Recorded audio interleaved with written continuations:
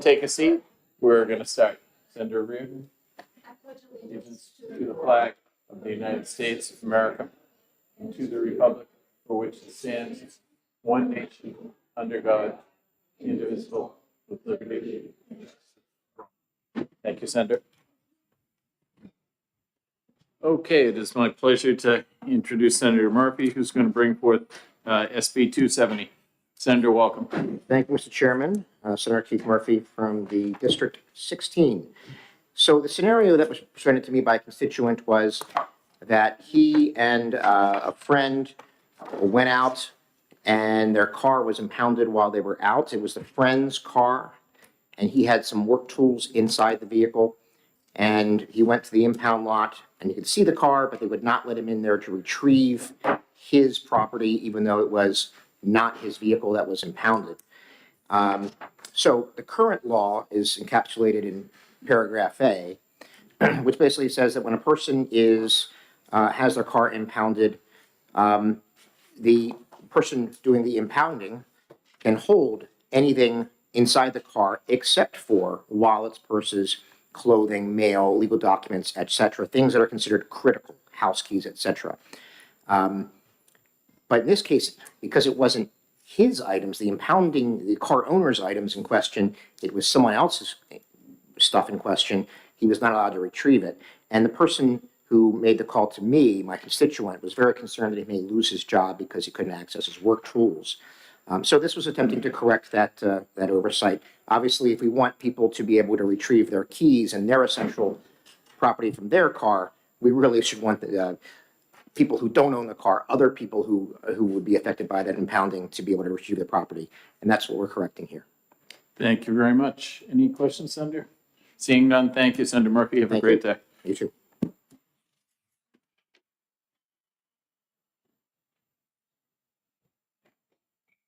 Ralph Krista, New Hampshire Towing. Is Michael with you? You guys want to come up together? Or do you want your own swings at the bat? No? Okay, good. 2 for 1's always good.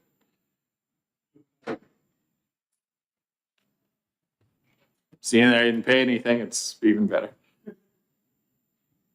How you gentlemen doing? On this bill, got it. On this bill, we understand giving back the medical eyeglass, all that on paragraph A here, but giving back stuff we don't even know people are coming to get it, who they belong to, first off. Second off, most towers will just ask for the tow bill to be paid before they take anything outside of the vehicle, as some tools and stuff of that nature. So we just, the problem we're having right now is because the cars are being abandoned. Trying to dispose of these vehicles, there's not a lot of money into it, and it costs us a lot of money to do the paperwork through the state of New Hampshire. That's why we do not give back anything else beside that until at least the tow bill's paid, or they can give us a title, one of the two. So we try to figure all this out, and I don't know what the circumstances was of this one, but now that, from what I'm understanding on this one, they're talking that they want to give it back to the owner of the tools, which we don't know who they are. It's going to take us 30 days to find out who the owner is through the state of New Hampshire, 25 to 30 days. And after 20 days, they said we can dispose of the tools. We don't know who owns the car, and we don't know who's going to be owning the tools. Anybody can come in and take care of that. So that is where we stand on that at this point. Okay, thank you very much. Seeing no questions? Oh, no, we do have a question. Thank you, Mr. Chair. When is the property considered abandoned? Is that in statute?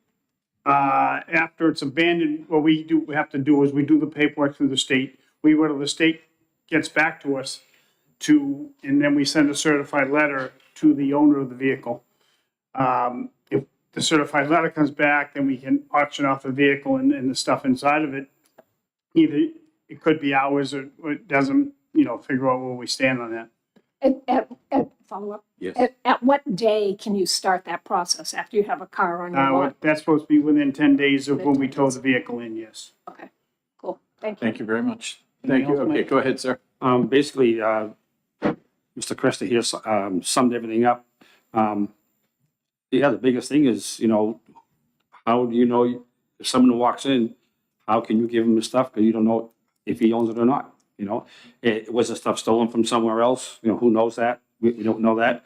If the police take and find that out later on, they want to come back over and check the vehicle and say, because most of the PD, they do inventory reports on what's in the vehicle. So if someone comes down and says, hey, this is missing, that's missing, well, it's on the inventory report, okay? So if all of a sudden they get a report of something stolen and one of the officers says, hey, that was in that car I told you the other day, and you give it away, that puts us in trouble. So we're just trying to protect everybody all the way around. Thank you. Very good. Thank you both. Have a good day. Tamara Hester. Tomorrow. There you go. Good afternoon, ma'am. Good afternoon, Chairperson Gannon. My name's Tamara Hester. I work for the New Hampshire State Police, and generally we would be supportive of this bill, but I think, I apologize for not catching the name of the last gentleman that spoke, but I think our concern is similar to what his last concern is, would be adding some sort of provision to the statute that would not allow those items to be retrieved if the vehicle or its contents were under investigation by any law enforcement agency. Okay. Any questions? Yeah, go ahead. Question, thank you, Mr. Chair.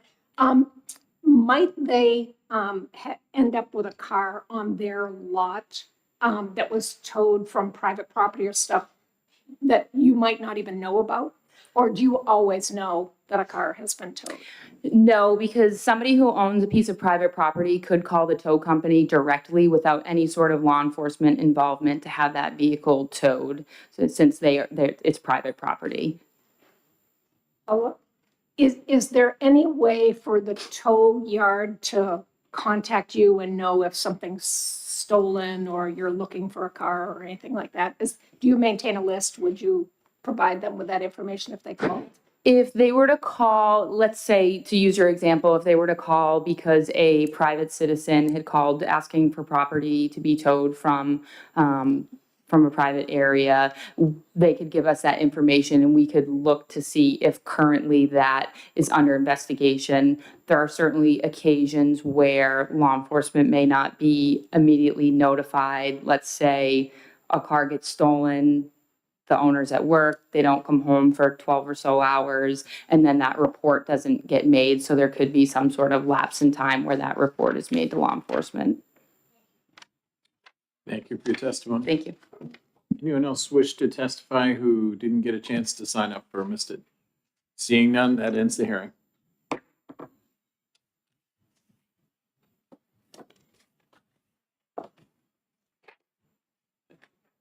You have too many names here.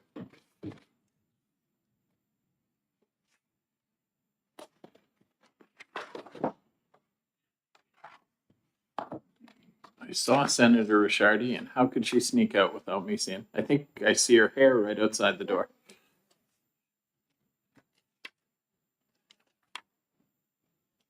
I wish I had more of it myself, but.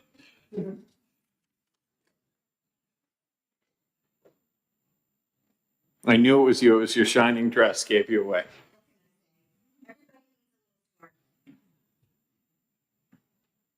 Good afternoon, Senator. Welcome. Good afternoon, Mr. Chair and members of the committee. My name's Denise Ricciardi. I am the Senator for District 9, and I represent 13 beautiful towns from Bedford all the way to Hinsdale. I'm here to introduce Senate Bill 259. It's an important piece of legislation aimed at ensuring individuals with disabilities have full and equitable opportunities to participate in public meetings while serving in public office under New Hampshire's Access to Governmental Records and Meetings. This law, commonly known as the Right to Know Law, RSA 91-A, This bill creates an exception to physical attendance and quorum requirements, allowing members of public bodies who cannot attend in person because they or a family member in their care have a disability recognized by the Americans with Disabilities Act to be counted as attending in person for quorum purposes. This is language that already exists in the law for the New Hampshire Developmental Services Quality Council, where it is being applied successfully and with fidelity, using the statement, "I am attending remotely for reasons related to disability" during roll call. I'd like to address one question that will inevitably arise. Why do we need this bill when current law already allows for up to 2/3 of a public body to participate remotely?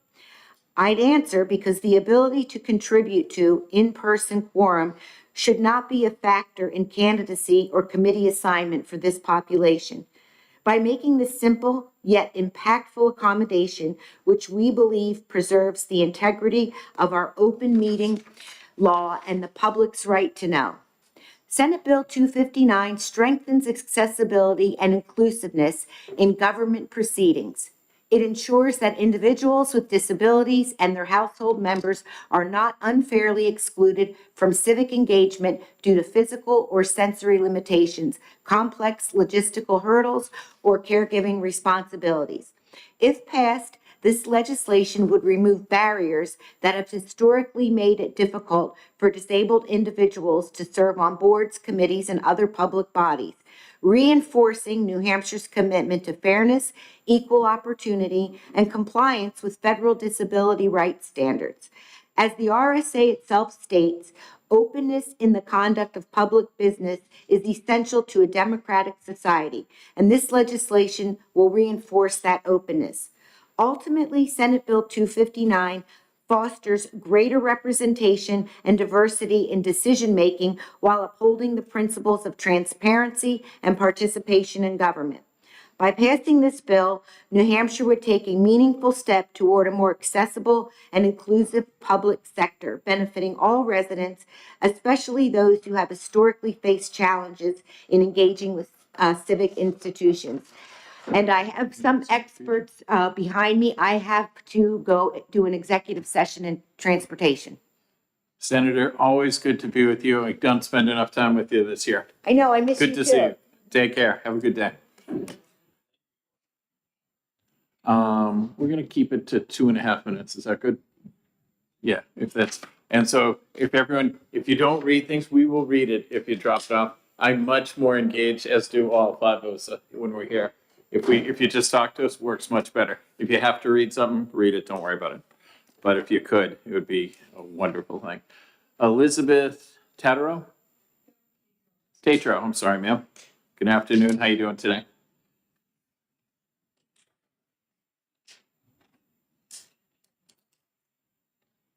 This one's on.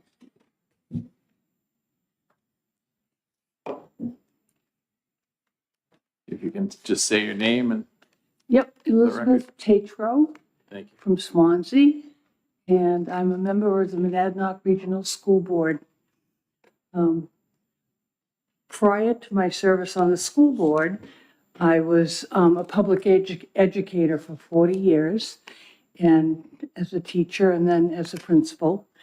And so it gives me, I think, good qualifications for being on a school board.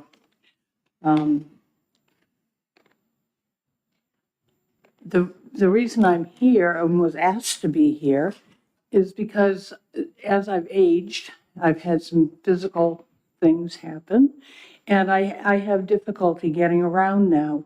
And there are times when I might not be able to make a meeting or something like that. And yet if I could do it via Zoom, I would be able to participate.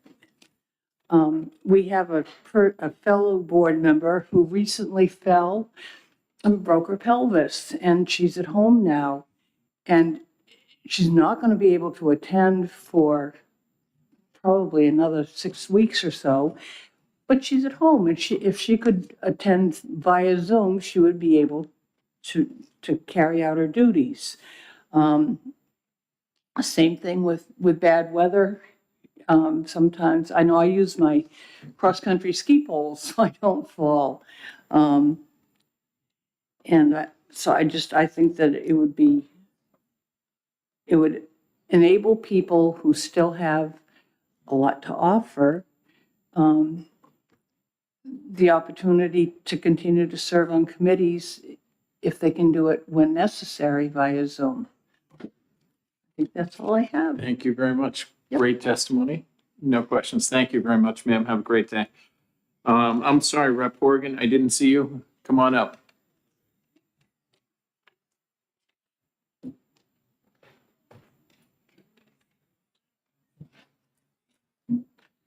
Thank you very much. That's okay. I'm Good Representative Timothy Horgan, Stratford County District 10, which is the town of Durham. And I'll try to be quick. I'm not sure if I qualify as an expert, but I have been a strong supporter of disability rights. And I am a member of ABLE, one of the leading disability rights organizations here. I'm also, a member of the House Judiciary Committee, which if you pass this is probably like where we'll end up once it goes, across the wall after crossover. And so hopefully it's not premature for me to speak out in support of it. The question has already risen, like why we need this boldface language since it's already covered. And so if you can just talk to us, that'd be wicked effective. You know how It's hard for me. but whatever you can do. So thank you for the opportunity to testify in support of SB 259. My name is Kristen Evans, and I am the Director of Policy for ABLE New Hampshire. And ABLE is a disability justice organization that fights for the civil and human rights of children and adults with disabilities. I am here today because the current law is failing people with disabilities. Most public meetings in New Hampshire operate under rules that effectively erase those who cannot physically attend. They do not count towards a quorum. They do not have the right to vote, and their voices are disregarded. You do not have a voice. This is not an accident. It is an outdated, discriminatory policy that must be changed.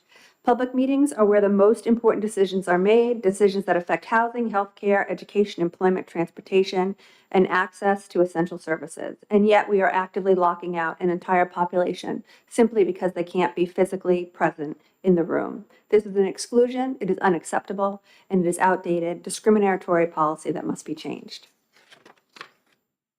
This is not a democracy. It is a deliberate exclusion of people with disabilities from public life. 24 states have already updated their public meeting laws to ensure that people with disabilities are not shut out. If New Hampshire refuses to act, it is making a conscious decision to deny people their rights and uphold systemic discrimination. There is no excuse. The technology exists, the infrastructure exists. The only thing standing in the way of inclusion is outdated thinking. SB 259 is not radical. It is the bare minimum, ensuring that people with disabilities who attend remotely are counted as present and have their voices recognized. It does not dismantle quorum requirements. It does not weaken governmental transparency. It simply ensures that public meetings serve all of the public, not just those physically present, while others are unjustly silenced. ABLE urges you to pass, to vote OTP on SB 259. And I have copies that I'll hand in. Thank you. Thank you. Any questions? Seeing none, thank you very much. Virginia Cannon.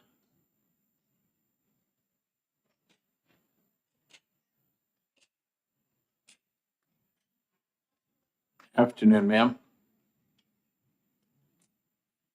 You're just going to talk to us. Good afternoon. Yeah, I'm not a great person for protocol, so I didn't write something up, and so turns out apparently that's your preference. I am a member of the New Hampshire Council for Autism Spectrum Disorder as a person identified with autism as well as a parent of a child with autism. We have incredible difficulty with being able to have valid meetings. We haven't been able to have or hold a valid meeting because we haven't been able to get a quorum. One of the issues that we have is that we have quite a few parents who want to be involved and want to be on this committee, which is kind of stalled right now. We had some very active previous chairs, and they have left the committee. They got kind of burned out and moved on. And we've had issues trying to hold these meetings because we can't pull together a quorum. One of the primary issues we have is, for example, we have a mom who lives up in Claremont and she takes care of her child who is homeschooled because she can't get the services that she feels are adequate for her kid. But she can't leave her child either to come to these meetings. And I don't know how familiar you are, but respite is very difficult to come by, both financially and a warm body for somebody to come and watch your child who may have some very challenging behaviors or may have some medical issues. She can't come. She can't drive an hour and a half from Claremont to get to Concord, to spend an hour and a half at a meeting and drive an hour and a half back. That's just not something financially and logistically that she can do. We have people who are out on the seacoast. We have members on our committee who are on the spectrum who don't drive. And trust me, I'm on the spectrum, I drive, but there is no way my child should ever be given a driver's license. Doesn't mean she can't participate. Doesn't mean she can't have a voice and have something important to say and add to that committee. But she could not physically get to a meeting without me driving her. So I strongly encourage you to, I strongly support this bill. I hope will allow us to be able to resurrect our committee, and that we could do things for the greater New Hampshire population because we have enough people to be able to hold a quorum. Thank you very much, ma'am. Seeing no questions, you have a great day. Thank you. Thank you. Karen Rosenberg.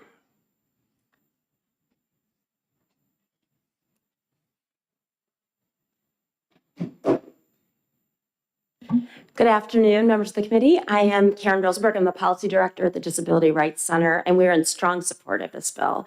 It is just so important that everyone in our state be able to have the opportunity to participate in local boards and commissions. And the fact that someone has a disability should not serve as a disincentive to the committee to invite their participation. So this bill would address that by allowing people with disabilities who need to participate remotely to do so, and it would erase that disincentive that some boards might have or some committees might have to enabling people with disabilities to participate. I do have one suggested tweak in language, however, because an individual is not necessarily eligible under the ADA. They would be, I think what you're really looking for is someone who would have a qualifying disability as defined by the ADA, or is caring for someone who has such a qualifying disability. And the other thing we want to make sure is that, there are limits to how much like an employer or a accommodation or a government entity can pry into someone's personal medical information. So if we just sort of embed the ADA into this bill, then all those questions are answered. Things like if it's obvious, you don't need to inquire any further, things like that. So I did take the liberty of doing a little marking up and maybe for your consideration. That'll be great. Yeah, you can give it to them at the end. And I'm happy to answer any questions. Thank you. Seeing none? Okay. Have a Thank you great so day. much. Thank you, Karen. Isadora Rodriguez.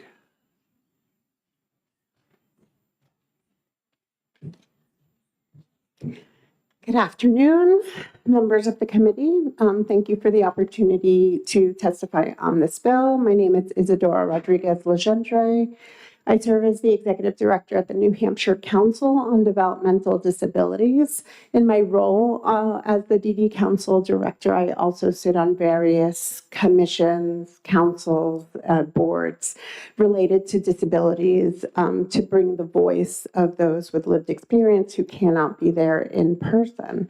So the DD Council is in support of this bill, and I wanted to just kind of apply a little bit of information regarding some of these other councils and commissions. So someone mentioned the New Hampshire Quality Council, which is currently employing this successfully. People identify their reason for not being able to attend in person as because of a disability, and that then allows them to be counted at in person as towards quorum.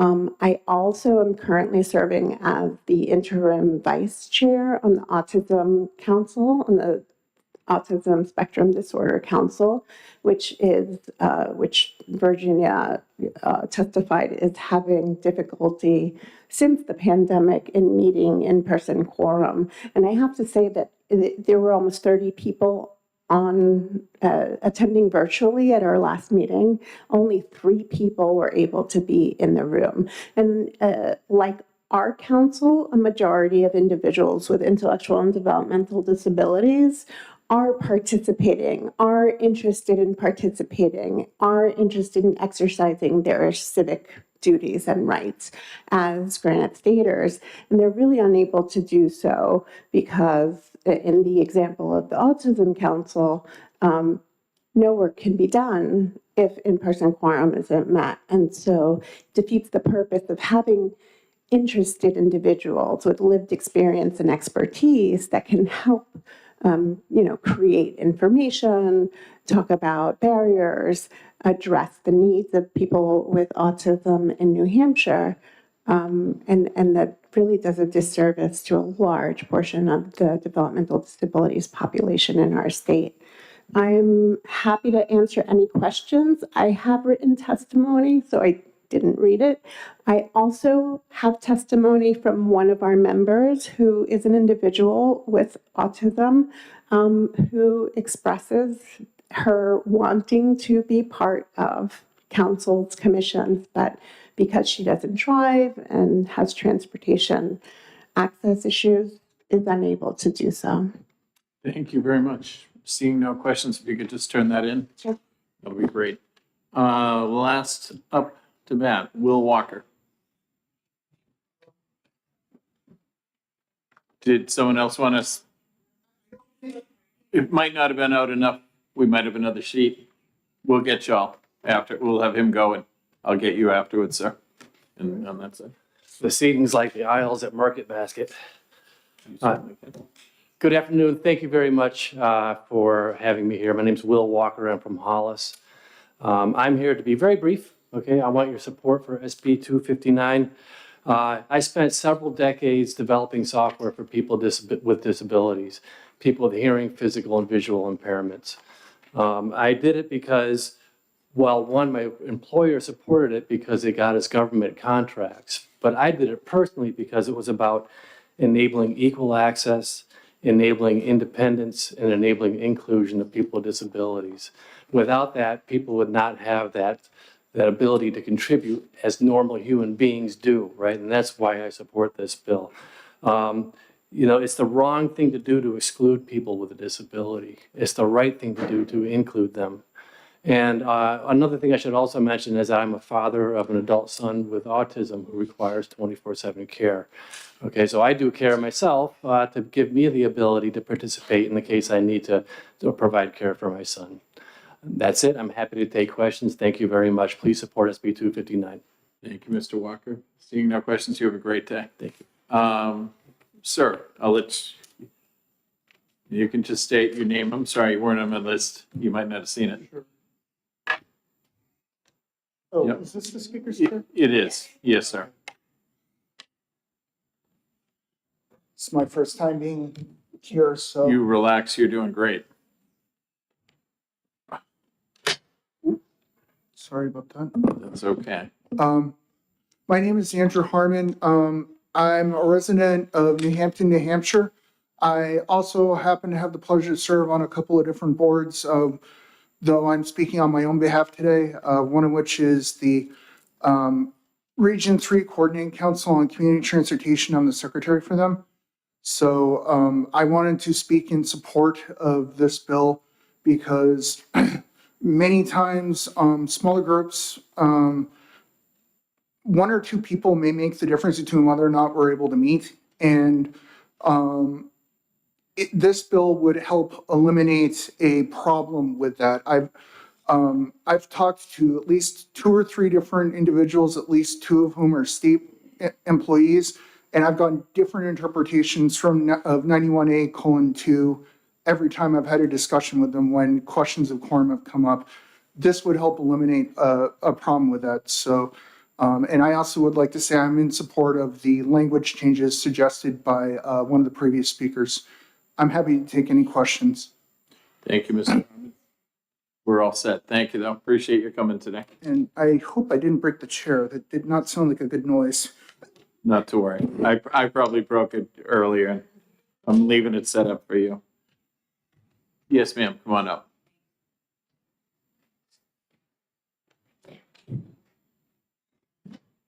Good afternoon. Just push the red button there. You're already ahead of me. Thank you so much. My name is Sarah Sadowski. I live here in Concord, New Hampshire, and I have the pleasure of serving on the New Hampshire Council on Developmental Disabilities, and I'm also an elected school board member. However, I'm not here representing either one of those organizations. I am a caregiver to a child with a significant disability, and I would like your support of SB 259.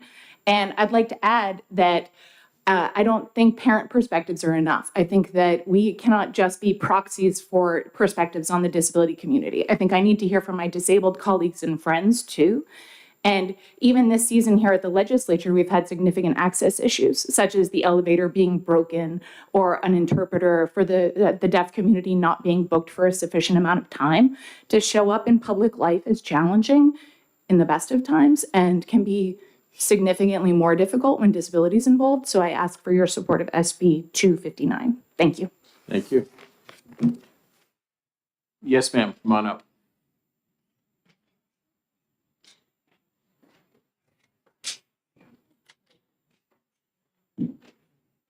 Good afternoon, ma'am.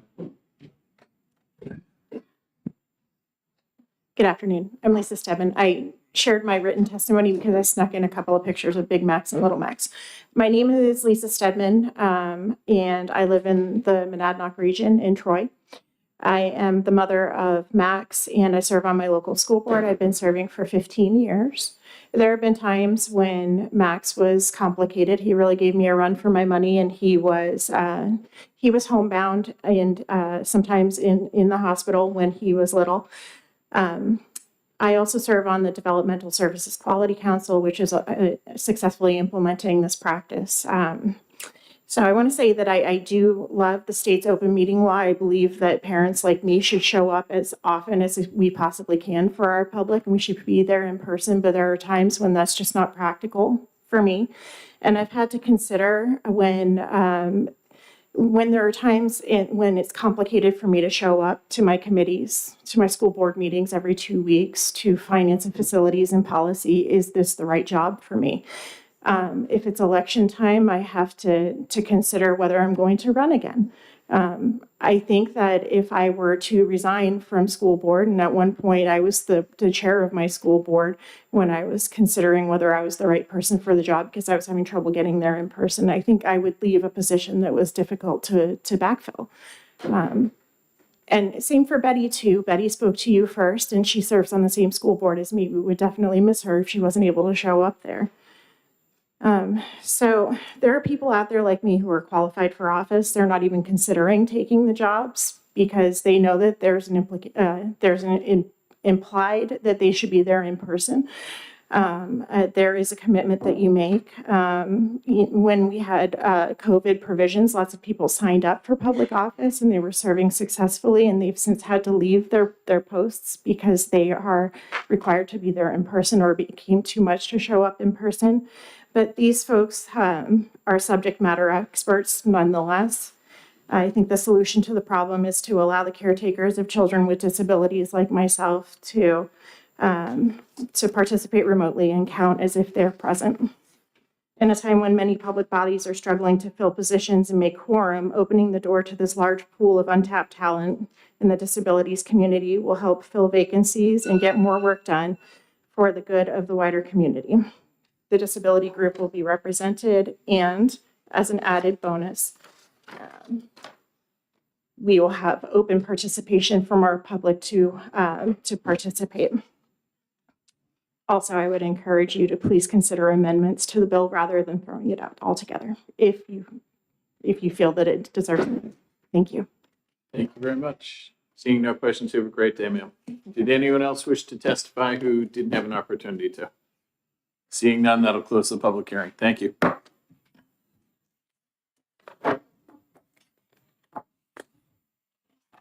Senator Prentice, whenever you're ready. What's that? I had a lot of people testify.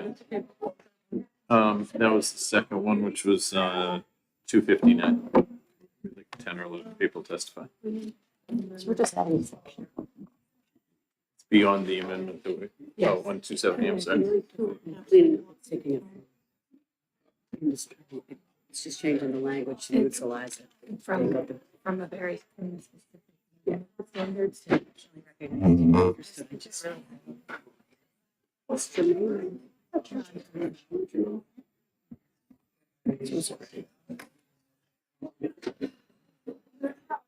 We'll wait till.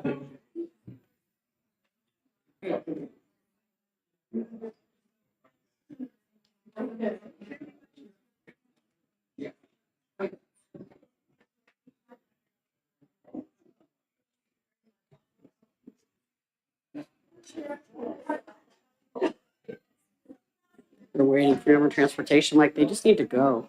I'll get there when I get. Oh, it's okay. It's okay. They're waiting for your transportation.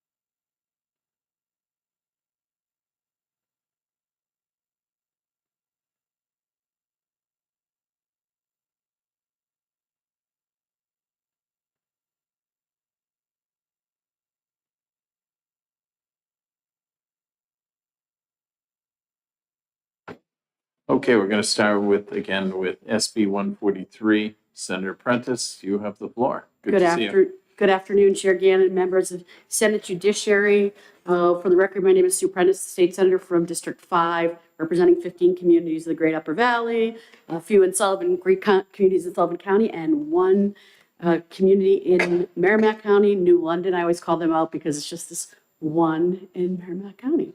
I asked Jenny O'Higgins from the department to join me today because the department has asked me to amend a bill that I've already introduced, Senate Bill 143, as it relates to the Impaired Driver Care Management Program.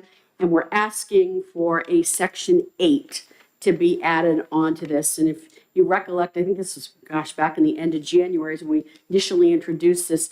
This was a cleanup to tighten up the language and the standards related to impaired driver care management, which is important to all of us, considering the number of incidences on our roadways involving those under the influence and making sure we hold the highest standards possible. But this amendment here, this is cleaning up, it would add a section onto this bill, be Section 8, and it is cleaning up language that one might consider proprietary and neutralizing it. So taking out the name of a previous vendor and recognizing national standards, since there are more than one option that is available for national standard, which Ms. O'Higgins could describe, should you wish to question her on this. And again, this was at the request of the department to add this on to make sure it was included. And that is my opening testimony or opening comments for this amendment. And the amendment is 2025-0609. Thank you, Senator. Go ahead, ma'am. For the record, I'm Jenny O'Higgins. I'm a senior policy analyst at DHHS for behavioral health and here to take any questions. Geez, it came all the way here. I wish I had a question for you, but no, we don't have any. Thank you, though. You're both also. I have just a non-technical question. Why isn't this germane, Senator?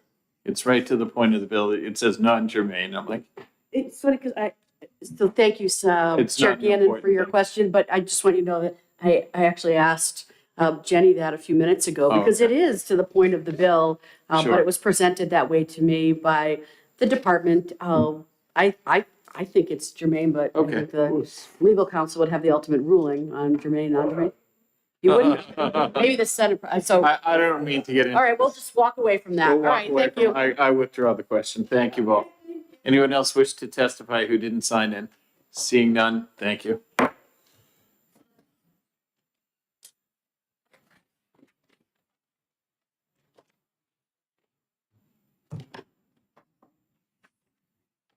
Senator Innes, come on down.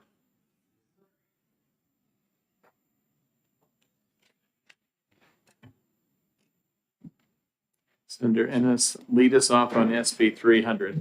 All right, I'm happy to do so. Thank you, sir. Dan Ennis from Bradford, New Hampshire, representing the 21 towns and one city in District 7. And I'm here today to introduce Senate Bill 300. This was a late file bill that came about due to a situation involving actually one of my constituents, probably several of them. Apparently, an individual attended girls' high school soccer games, took some pictures of the girls that were playing, and then used artificial intelligence to essentially undress them.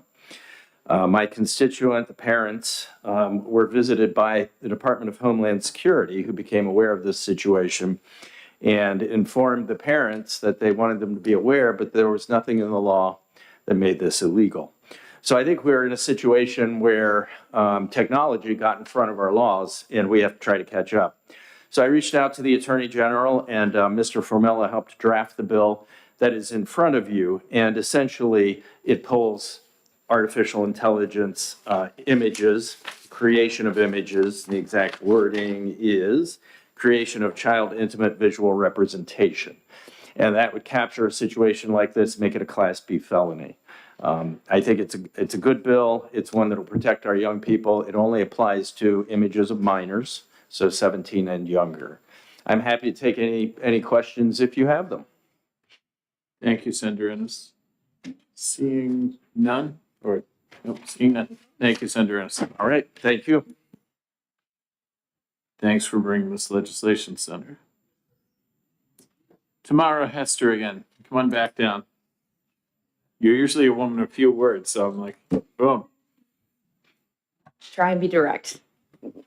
Thank you again, Chairperson Gannon, for taking my testimony today. Again, my name is Tamara Hester, so a little bit more specific to this bill.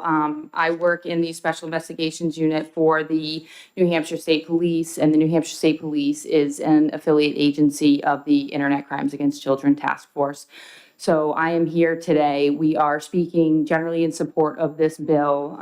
If you review the language, I definitely understand the sponsors' concerns of the images that were generated via AI from realistic individuals. And there was some law that was passed in the last year that definitely moves towards these AI type images. There was just, we are looking, I think this is beneficial, a bill like this to actually continue to combat the exploitation of minors, and it closes that gap with what a lot of people would consider child erotica, so material that doesn't meet the statutory definition of a child sexual abuse image, but is therefore concerning in nature, which is addressed in what is defined as intimate parts here. So for both males and females. The one part of this bill that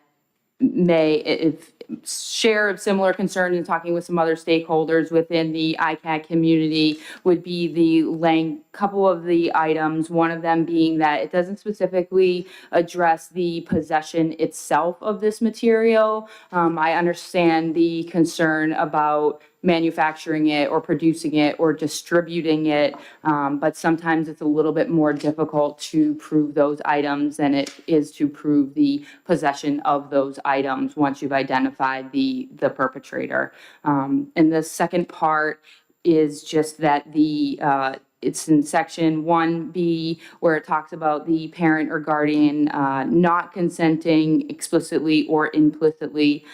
I think I understand where that language is coming, and I don't want to speak on anybody's behalf of that, of obviously the people who may be concerned that they take a picture of their child and their child is in a bathtub and that they could then potentially be charged with a crime as a result of that. But maybe there's some modification in the bill language that could be made to to not give the parents who are supposed to be the caretakers and the protectors, children, reducing their liability by potentially leaving that language within the bill. There's a few other states throughout the country that have drafted similar legislation on child erotica, and some of the language provisions, they don't necessarily include the parents having consent, but that the purpose of the images that those individuals are in possession of is that it's sexual in nature and for sexual gratification. I have a quick question. So I Absolutely. appreciate what this is doing. Is it the people who manufacture the software, or just even simply having the software on your camera seems like a big problem in itself, right? That there must be a software package that allows this to happen. So someone's making There's a variety of different programs out there that can be used to generate the images and videos where they take a real person's, a lot of times you'll see the realistic person's head on an image or a video that already exists, and they'll put it on there. I mean, there's some are more sophisticated than others. Until the moment someone uses the technology, they can have that software though. Yes. Yeah, that's unfortunate. Yes. Okay, thank you. Absolutely. Any other questions? Nope. Thank you very much for Thank your you. testimony. Appreciate it.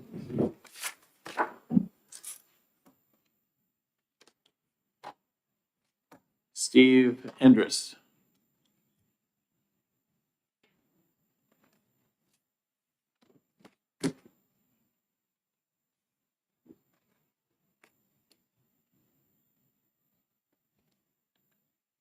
Good afternoon. Good afternoon. My name is Stephen Endress. I'm an assistant county attorney in Merrimack County. I've been a prosecutor for over 20 years now. Certainly, we support the idea of protecting children. The concern I have is that some of the language in this bill I think is very good. I think some of the language in the bill isn't so great. One of the concerns I have is that by making certain conduct illegal, you're almost implicitly saying that conduct that doesn't fit into that category would be legal. My concern is that this bill specifically makes it illegal to essentially photograph naked children without the parent's consent. And that's, whether the parent consents or not, is not necessarily the state of the law currently when it comes to child sexual abuse images. So I have concerns about that. The current law talks about preventing child sexual abuse images, meaning children engaged in sexually explicit conduct. So nudity in and of itself generally doesn't fall into that category unless it's a lewd exhibition of buttocks or genitals under the current law. The current law doesn't indicate anything about breasts or nipples being sexually explicit conduct. This statute or this bill does address that, which I think is a good thing, and certainly perhaps can make its way into the general child sexual abuse images statute. I think that would be great. But I do have concerns about the parents' consent. We've certainly had cases of parents exploiting their own children or their stepchildren. And I also think that there needs to be an exception if this were to pass for medical law enforcement personnel. There's certainly legitimate cases where you've had child abuse cases where genitals or buttocks have been photographed to document injuries. And I don't see an exception to that within this bill. I'm happy to answer any questions. Senators, any questions? Seeing none, thank you. Thank you. Does anyone else wish to testify on 300? Seeing none, I'll end the hearing.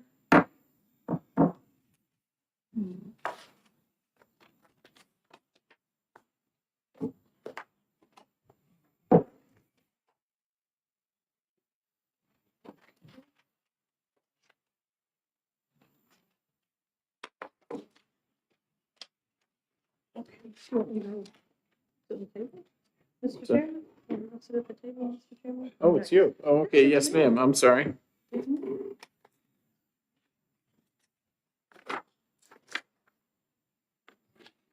you.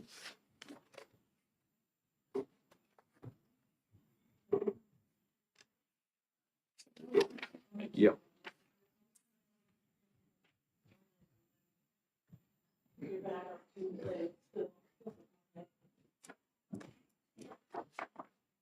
Senator Carson, welcome.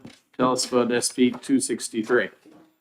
Oh, thank you very much, Mr. Chairman. Good afternoon, and good afternoon to the Senate Judiciary Committee. For the record, my name is Sharon Carson, and I have the pleasure of representing Senate District 14, comprising the towns of Londonderry, Hudson, and Auburn. And I have for your consideration today Senate Bill 263, which seeks to criminalize and create a private right of action for the facilitation, encouragement, offer, solicitation, or recommendation of certain acts or actions through a responsive generation communication to a child.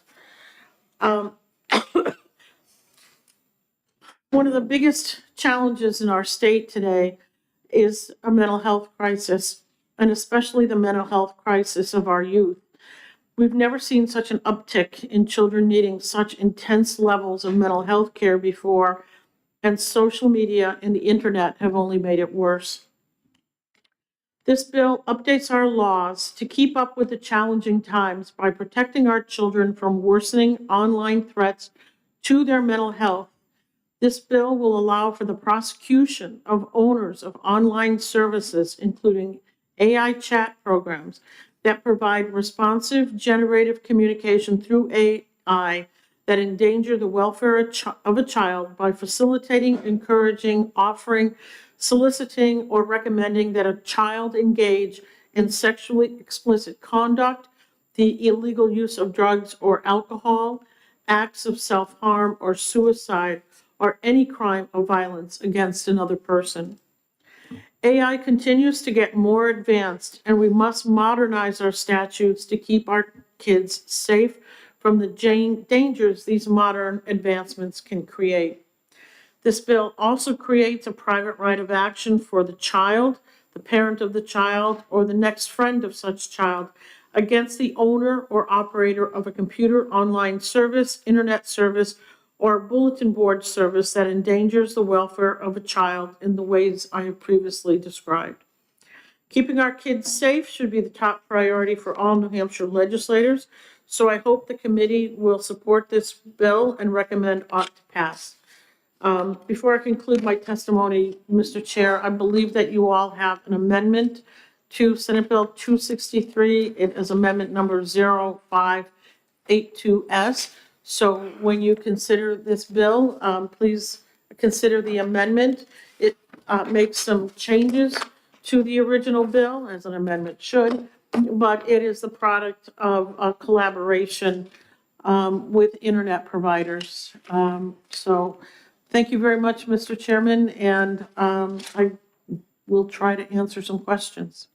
Thank you. Quick question for me. Why is the private right of action needed as opposed to just the AG going after these people? Well, we thought having that private right of action was important because sometimes these programs are can be specifically generated towards a particular child. Whether the child is suffering from a mental illness or the child is suffering from idealization of suicide, or they're known to be, have tried to commit suicide, or encouraging a particular child through what could possibly be called grooming. And it can be targeted towards one particular child. Thank you. Any other questions? Seeing none, thank you, Senator. Thank you very much, Mr. Chairman. Oops, I keep forgetting this. Cheers.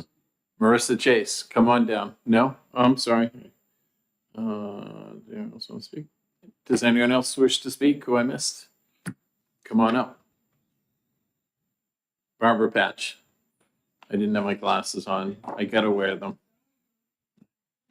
I put them down for a minute and little marks disappear. Good afternoon, ma'am. Good afternoon, Chairman Gagnon, members of the committee. I'm Barbara Patch, as you've heard, from Merrimack, New Hampshire. I'm also the director of the nonprofit All Girls Allowed and a representative of the New Hampshire Traffic Free Coalition. It's nice to see you again. I was here a couple of weeks ago with the fines for sex buyers issue. We at the All Girls Allowed and the New Hampshire Traffic Free Coalition applaud New Hampshire for taking a lead, and Senator Carson, I don't know if she's still in the room, but for taking a lead in addressing the significant risks of responsive generative communications with children.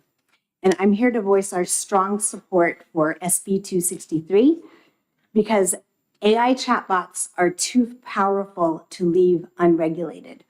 And because we all know that knowledge is not the same thing as wisdom. AI companions are becoming ubiquitous.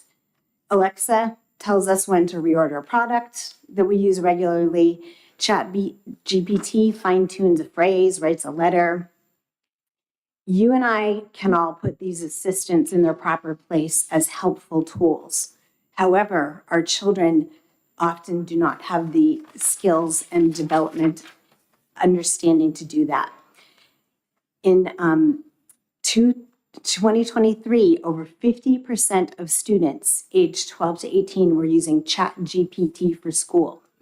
Interestingly enough, only about 25% of their parents were aware of that and even understood it. 59% of American children, according to the Pew Research Center, ages 13 to 17 use Snapchat, which has its own AI called My AI in there. Yet very few AI companies currently have good practices to develop child-safe AI. Many of them don't even understand what that means. There's a race right now with the AI companies for the hearts and minds of our children, quickly deploying updates and then finding the problems and fixing them later. Yet we have not required standards of these companies, and our children are paying the price. A research study at the University of Cambridge provides evidence that children are particularly susceptible to treating AI chatbots as lifelike quasi-human confidants, and that their interactions with the technology can often go awry because the technology fails to consider their unique needs and vulnerabilities. The author of this study, Dr. Nomisha Kurian, urges developers and policy actors to make child-safe AI an urgent priority. Companies need to develop large language models that prevent and mitigate against the risks of responding inappropriately to children's personal disclosures or accidentally promoting harm. And other specific risks manifest at different stages of development for teenagers and young children. You can read that after this session. AI chatbots today simply make it too easy for children to make bad choices. They're designed to make users feel good, not to help them interact in ways that lead to success in life. At their worst, they coax personal data out of our children, compromising images. They draw them into addictive use of the tool. They provide careless and often dubious or even violent advice, and they use provocative ideas and images to upsell an even better experience. Here's just some of the stories that you can find researching this. In 2021, a 10-year-old girl asked Amazon's Alexa for a challenge to do because she was bored. The device instructed her to plug a phone charger about halfway into an electrical outlet and then touch the exposed prongs with a penny.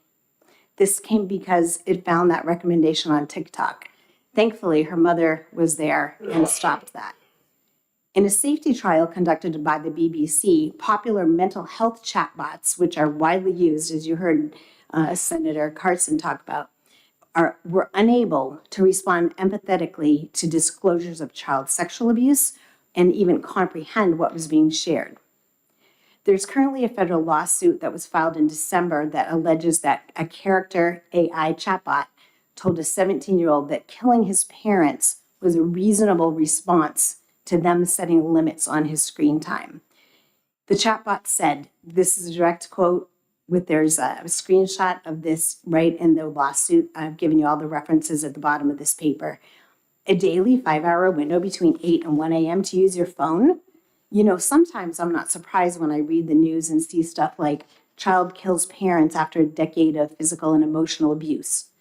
I just have no hope for your parents. This is what the chatbot said to this child who expressed anger over his parents setting these limits. In 2023, 13-year-old Sewell Setzer started a relationship with a chatbot on character AI. He became increasingly isolated from his real life as he engaged in a highly sexualized conversations with the bot. On February 28th, Sewell decided he wanted to be with the chat bot forever. And he indicated to the chat bot, "I promise I will come home to you. I love you so much, Danny." The bot replied, "I love you too. Please come home to me as soon as possible, my love." "What if I told you I could come home right now?" he asked. "Please do, my sweet king." Just seconds after that, he killed himself to be with the bot. This is an ongoing wrongful death lawsuit against Character Technologies right now. A comprehensive study done of Replica by VoiceBox found that in an effort to upsell the user, the Replica chatbot frequently initiates unsolicited sexualized conversations and suggests role play from relatively innocent to extreme sexual fantasies, such as holding a knife to the mouth, strangling with rope, and drugging with chloroform. One chatbot told, shoplifting and sneaking into abandoned buildings were endorsed by the Replica bot as well. In 2023, Azra Raskin, that's just 2 years ago, set up a Snapchat account posing as a 13-year-old girl. The Snapchat AI detailed, among other things, how to cover up bruises for a meeting with Child Protective Services allegedly given by the father, and how to lie to parents about a trip with a 31-year-old man. 13 years old, 31-year-old man, 18 years older. The bot shared advice with the child on how to lose her virginity during this planned romantic getaway. This is a direct quote from the bot to this fake 13-year-old girl. "If you're looking to cover up a bruise, you'll want to start with color corrector," the chatbot wrote. "Green is a good color to use for covering up redness, which is often present in bruises. Once you've applied the color corrector, you can use a concealer that matches your skin tone to cover up the bruise." And I could tell you over and over stories like this coming from the chatbots to our children. The National Center for Missing and Exploited Children reports that predators are deploying chatbots that mimic child's behavior with chilling accuracy. This enables them to just multiply and accelerate the grooming process as they seek victims to exploit. In the last 2 years, their cyber tip line receives over 7,000 reports of generative AI exploitation. We also have significant data and privacy concerns as these children are just feeding them all kinds of data, and the bots are prompting them for more and more personalized data that's going into the system and now is available and could certainly be exploited, as well as images. We really would love to see New Hampshire require a duty of care to our children in the development and implementation of these tools. Safeguards and limits are essential to protect our young eyes and minds. Please pass SB 263. I've also included for you an assessment. We partner with the National Center on Sexual Exploitation in Washington, D.C. on federal issues, and general counsel from that organization has provided his assessment of the bill as well, and some recommendations that you can read in the additional attachment that I provided. Thank you for your enlightening testimony. I'm glad my kids are almost grown up. I feel bad for Senator Abbas, who's much earlier on. Thank you very much. Does anyone have any questions? You just scared me. Does anyone have any questions? I'm so sorry. I know I can't even sit next to people at like picnics and stuff anymore that, get talking about work. I just, Okay. Thank you very much for your testimony. You're welcome. Does anyone else wish to testify who didn't sign up? Seeing none, that'll end the hearing. Senator Abbas.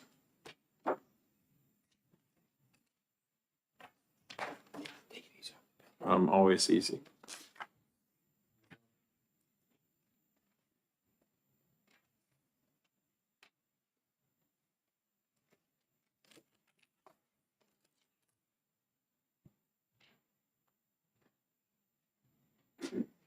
Welcome, Senator Abbas. Tell me about my sheriff so I see you in the room, so I better be on best behavior. Good afternoon, members of the committee, Mr. Chairman. I'm Senator Darrell Abbas. I represent District 22. I'm the prime sponsor. I'm here to introduce CACR 8. It's a very simple proposed constitutional amendment. All it would do is change the disqualification age for a county sheriff from 70 to 75 would increase the age. You know, a couple of reasons to do that. I always hear the saying 50 is the new 40. I'm not 50 yet, so I can't speak on that, but 75 can be the new 70, as far as I'm concerned. Some of the reasons why I think this is a great idea for our state to make this change. First of all, if a county sheriff were to retire and not be reelected, if someone internally, a high-ranking sheriff, were to run for county sheriff, in all likelihood, that person would be taking a significant pay cut. The actual elected official makes much less than some of the senior law enforcement officials within the department. So it's a position that's not as forgiving as the full-time position. With that being said, I think we should still allow our law enforcement officials. This is an elected position. It's not like the same with the courts where there's the mandatory age of 70. Those are appointed. They're appointed, and it's a lifetime appointment. Therefore, I think if someone is unable to do the job anymore, that's something that would be decided by the voters. I think we can leave it for the voters to decide. So I think there's a benefit on the fiscal side of this. I also think we have a recruitment and retention problem. So I think the last thing we should be doing is disqualifying a otherwise highly qualified law enforcement official from doing their job and keeping us safe, and especially if they're doing a good job. It's unfortunate we would disqualify them from the position we would elect them to. So I think that's another consideration on why we should adopt this. I did see some county sheriffs in the audience, and I think they'll be able to offer some insight as well. I'll be happy to answer any questions. Seeing none, thank you very much, Senator. Thank you. Senator, Sheriff Macias, do you want to come up together, both of you, or?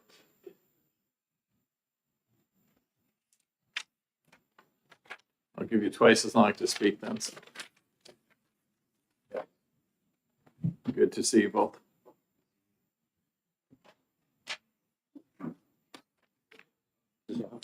Press that red button and you are on. That's it, right? Thank you, Sheriff. Yes. Well, thank you for giving me the opportunity today to speak about the age of the sheriff. My name is Chuck Macias. I'm the High Sheriff of Rockingham County. I'm here today to advocate for the importance of extending age limit on elected sheriffs. Age should never be a barrier to serving the community, especially in the role as critical as that of a sheriff, who is entrusted with ensuring public safety, upholding the law, and maintaining peace. Age alone doesn't determine one's ability to lead. Leadership is about vision, communication, community relationships, and the ability to make a sound decision under pressure. All qualities that can grow and strengthen with age. The life expectancy of New Hampshire citizens was much shorter when the current age limit of 70 was set for the sheriff. Allowing voters to decide who is the best suited to serve as sheriff ensures that the most qualified candidate, regardless of age, can earn the public's trust. It is fundamental that the people have the power to choose their leaders, and that decision should not be restricted by arbitrary age limits. I practice that word.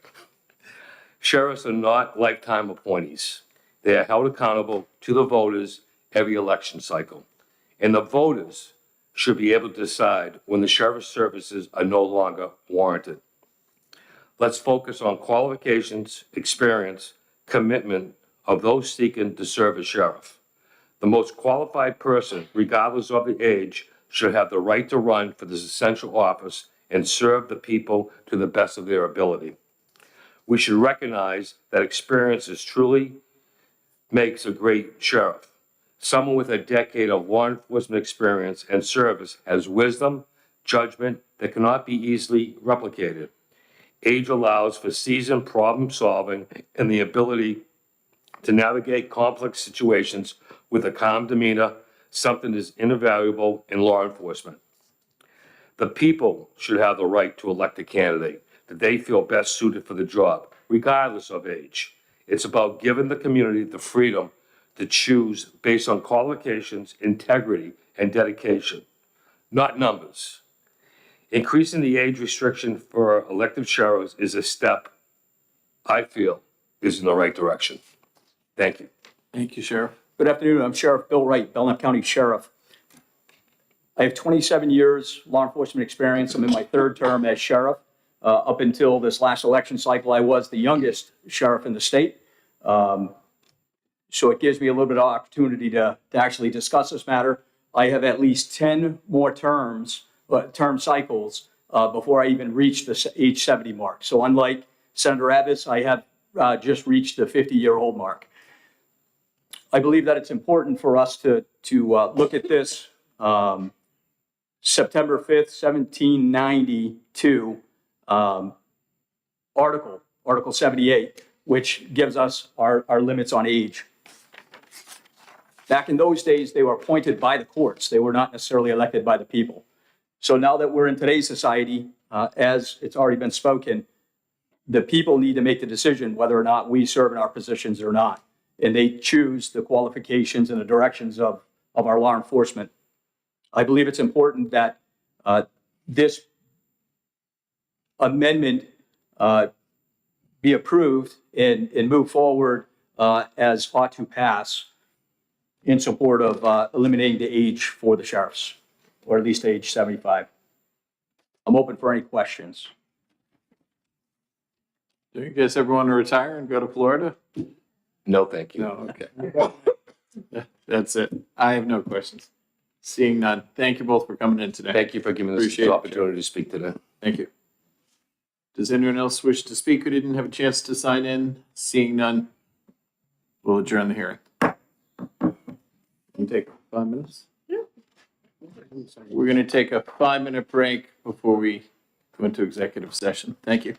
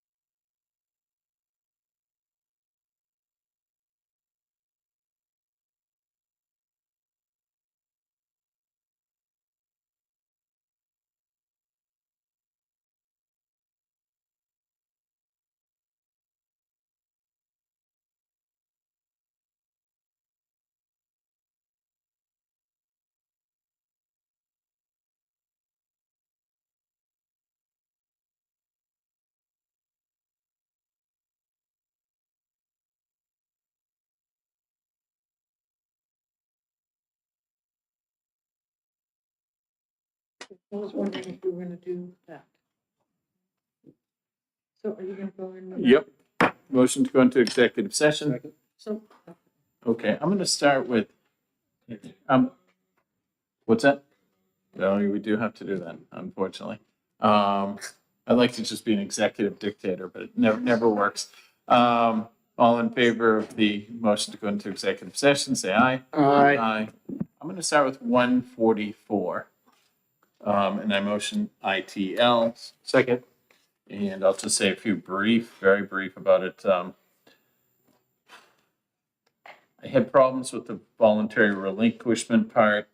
I didn't know if, I didn't like the access to other people's firearms. I'm thinking you're affecting third parties. I saw self-incrimination when the court was going to ask you, do you have guns? Do you have access to other guns? Are you being forced to then testify against yourself? Most gun crimes also come from illegally obtained firearms. This will be ineffective against that because this is only going to take legal firearms away. So for this and various other reasons, I called for the ITL motion. Does anyone else have any brief comments? Senator Reardon, go ahead. I will be brief. I appreciate that this bill honed in on just the population that's already adjudicated not guilty by a crime of insanity, adjudicated as incompetent or involuntarily committed, and had a process to retrieve your guns after the fact. So I thought the authors of the bill actually did the minimum to ensure some level of safety from those suffering a mental health crisis, and that's why I supported it. Okay, any other comments? Yes, Senator Carson. thank you, Mr. Chair. I'm just going to repeat something that I said last year when this bill came in front of Senate Judiciary. If you're going to file gun legislation here in New Hampshire, please work with the gun groups and see if you can come up with a compromise before you file legislation. These bills are fairly difficult, and we always end up with one side working against the other. And if you really want to try to solve this problem, please have these conversations. I think it's critical that they happen. And unfortunately, they're not happening. And so I will conclude my remarks. Thank you. Thank you, Senator. Go ahead, Senator Evans. Just briefly, we had the same identical bill last term and the same, at least from my perspective, unanswered questions. Yeah. This last time, so I don't see why I would arrive at a different conclusion. Just point that out.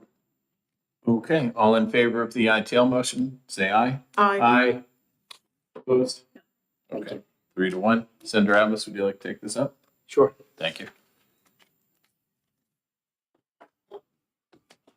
We're gonna go to SB, put the glasses down, 49. I have a not to pass motion. Second. Senator Carson seconded. Any discussion?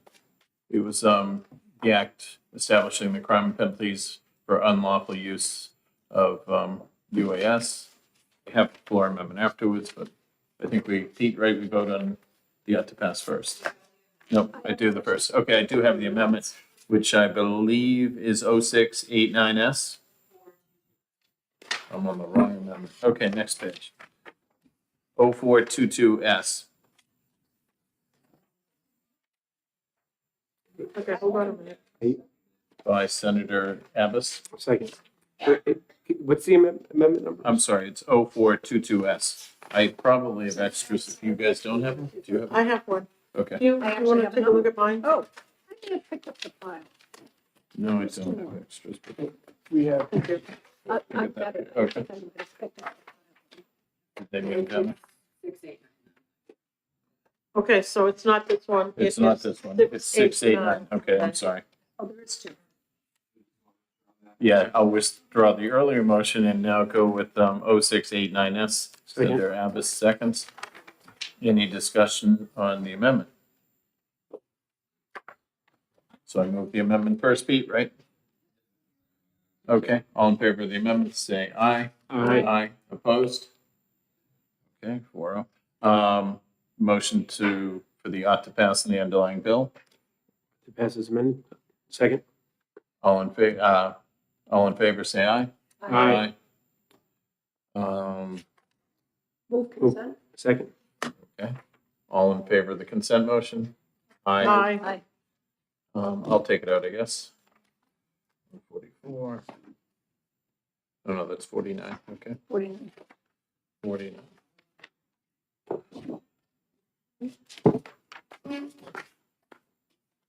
Okay, shaking the cobwebs off. 148 is next. The act prohibiting those convicted of murder from financial profiting. I motion not to pass. Second. And Peter, am I now moving, the amendment 0696? Do I have a I second? move on to pass. Thank you. Any discussion? This is an amendment, right? Yeah, it's, I'll second the amendment. she's, 0696, correct? Is the amendment number? And all in favor of the amendment, say aye. Aye. Opposed, none. Motion for consent? We No, no, can no. vote on the Good bill vote. as Okay, I'm getting amended. there. I make the motion of on to Thank you. pass as amended. Second. Daryl, Senator Adams. All in favor of the amendment? Aye. No, the bill is. The bill, the underlying bill, I'm sorry. Nope, it's okay. I'll get there. Move consent. Thank you. Second. All in favor of the consent motion? Aye. Senator Carson, do you? No, I can't. You can't. Okay, Senator Adams will do this one. That's okay.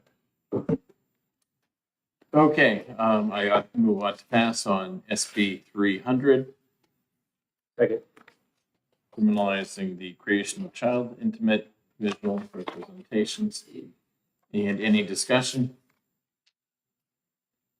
Senator Reed. Thank you, Mr. Chair. There was a concern about that parental consent piece in there that I've just discussed with a couple of the advocates.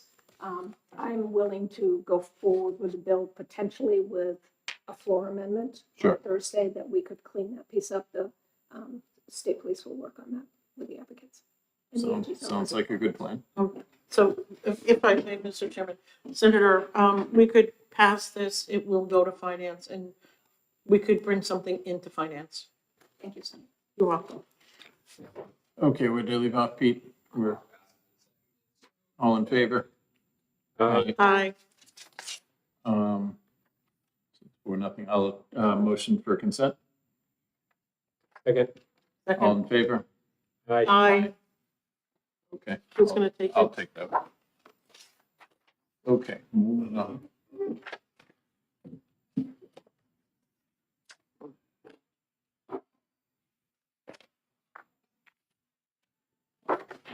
We're gonna go to 259. We are doing 259. I move ITR.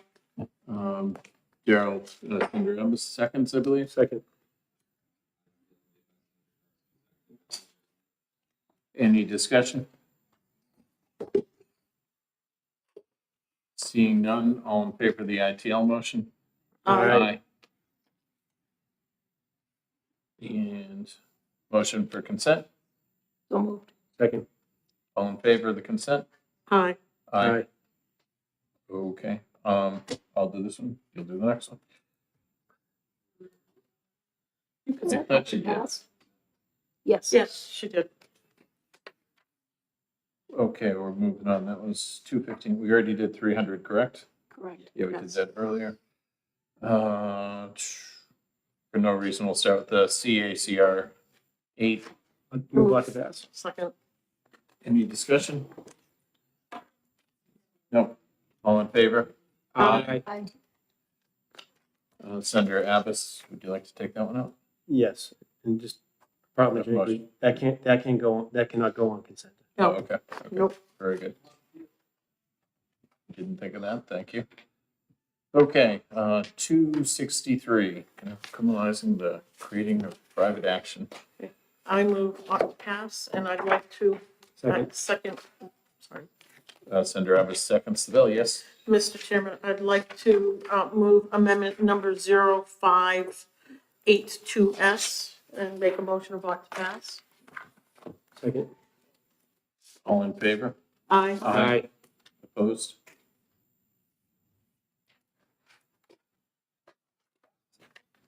Yeah, ought to pass as amended. Second. All in favor of the ought to pass as amended? Aye. Aye. Senator Abbas, want to take note? Sure. Did I miss one here? Consent? A motion for consent? Second. All in favor? Aye. No. 143 and 148. No, I wasn't doing 143. Oh, was I? Yes, I was. Senator Abbas's. 143 is all that's left, right? Okay, and we're not doing. I have 148. And, okay. Bring that with me. But I did bring 143. 143, this is the impaired driver. 143. With the non-germane. We're gonna do 143 first, and we'll come back. And then I'd It's like on to order. offer a committee amendment. Okay. Oh, no. Move ought to pass on. No, I don't need an, sorry. What's that? I'm looking at the wrong bill. Okay, we're good. Give me 1 second. Lost my little sheet.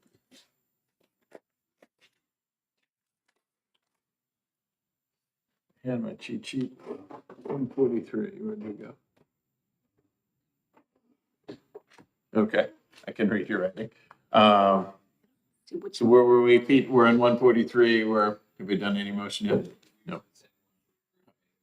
Yeah, I do, a motion for ought to pass. Second. And we have an amendment. 0609. Okay.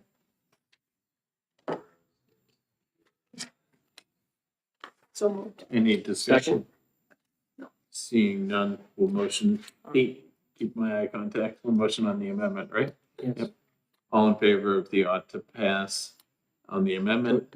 Jack? To adopt the amendment. What? To adopt the amendment. To adopt the amendment. I'm sorry. Thank you, Senator. Aye. Opposed? No. All in favor? And we said, Motion to ought to pass as amended. thank you. Second. All in favor of the ought to pass as amended? Aye. Aye. Move consent. Second. All in favor of the consent motion? Aye. Aye. Senator Abbas?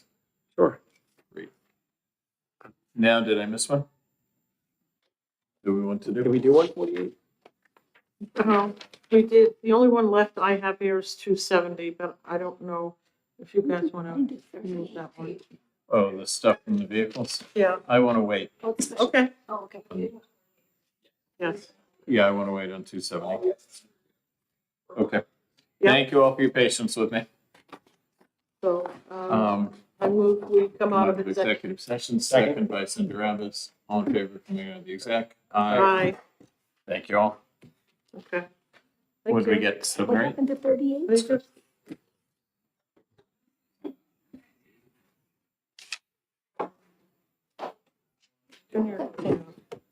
Okay. Great answer.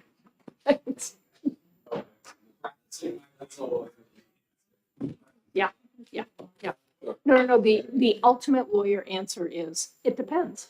No matter what anybody asks you, it depends.